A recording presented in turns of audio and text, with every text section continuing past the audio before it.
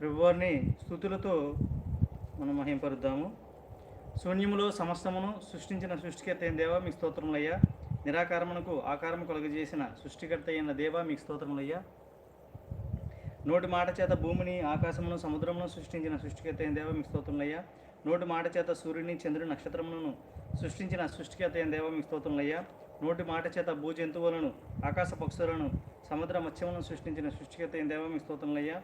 నోటి మాట చేత చెట్లను వృక్షలను సృష్టించిన సృష్టికర్త అయిన దేవా మీకు స్తోత్రములయ్యా.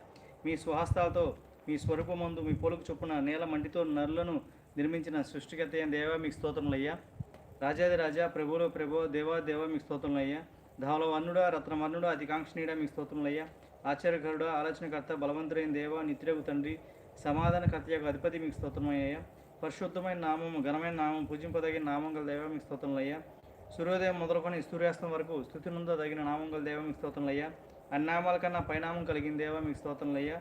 పరిశుద్ధ సింహాసనం మీద ఆసీనుడై ఉన్న దేవా మీకు స్తోత్రములయ్యా.